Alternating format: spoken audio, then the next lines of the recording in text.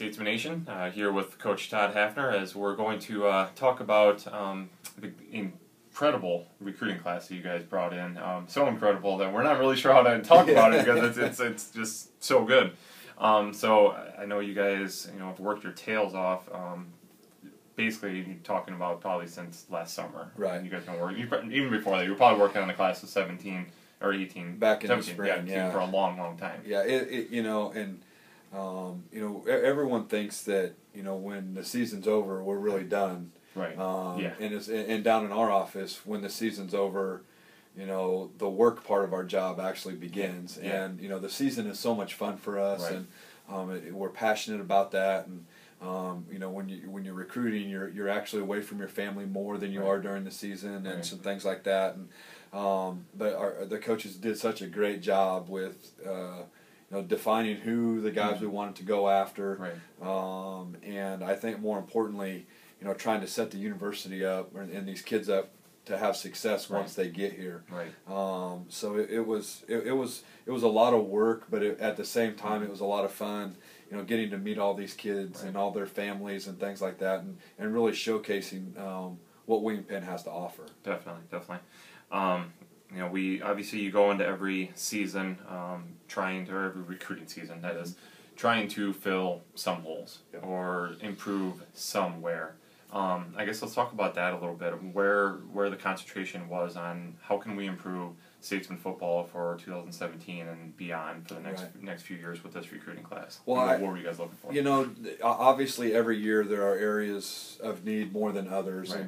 and we lost. The numbers that we lost as far as our senior class weren't huge. Yeah, as compared to last year. But we lost some quality right. football players. So. Obviously, we had to go and try and find replacements in the D line, and we're obviously trying to find depth at every position, but exactly. Depth at quarterback was one of the things that we really tried to find. I think we did a good job there. Depth in the O line. We returned all of our starters from last year. However, those guys are starting to get older, and so we need to make sure that we are setting ourselves up for success down the road. We don't want to just try and win, 1 or 2 years in a row. We want to make this a continual thing from here on out. And the secondary, we lost a couple key pieces in our secondary, so we went and tried to find some depth there.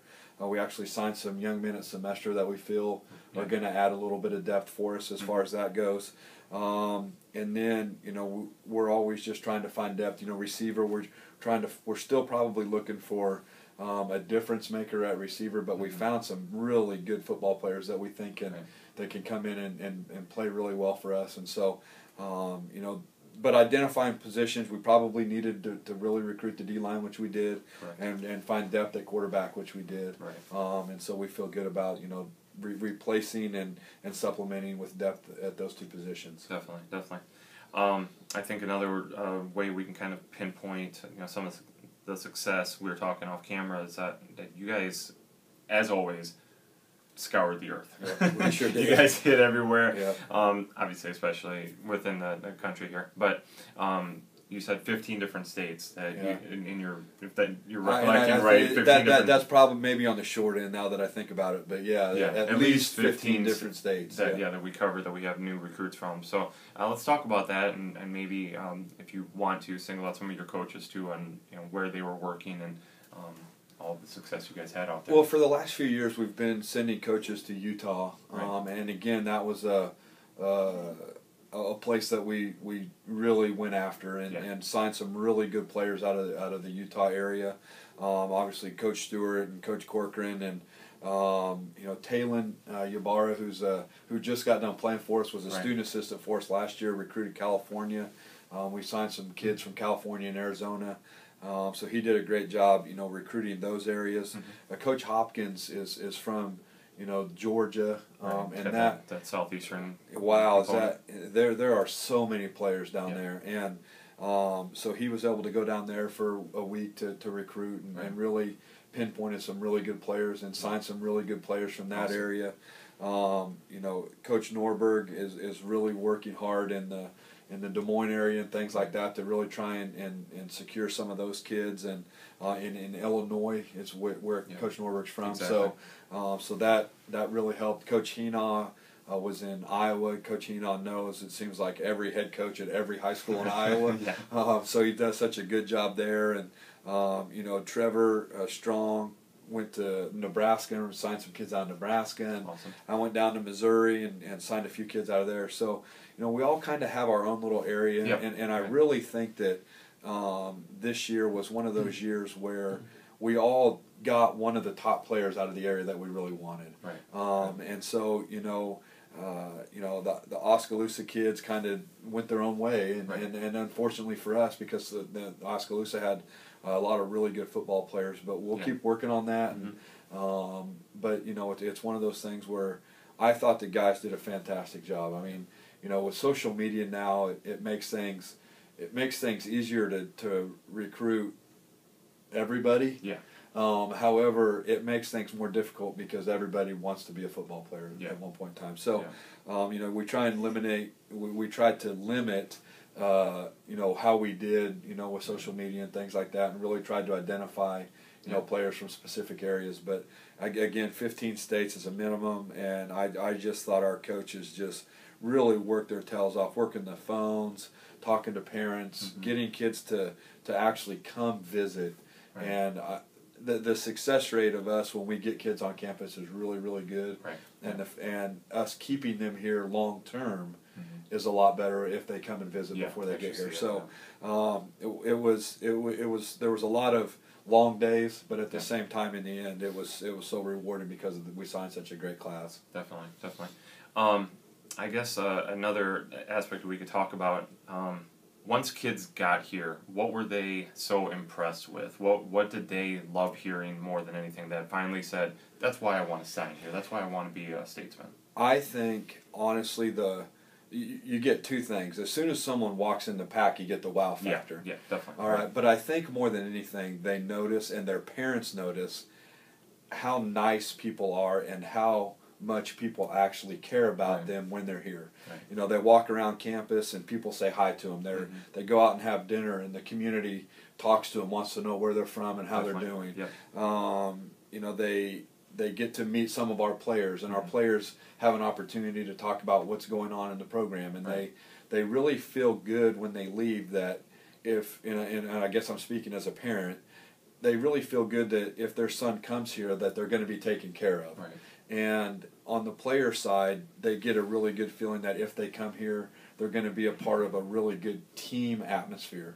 And so many high schools now are really preaching that. And for them to be able to feel like that when they get here means a lot to us, because it means that that's how our kids feel, and they're relaying that message to them too. So, you know, I guess those are the main things. But parents just love it, you know, when they feel like their son's going to go 4 or 5 hours away from home or even further, that they know that they're going to be taken care of, and they're going to get a great education.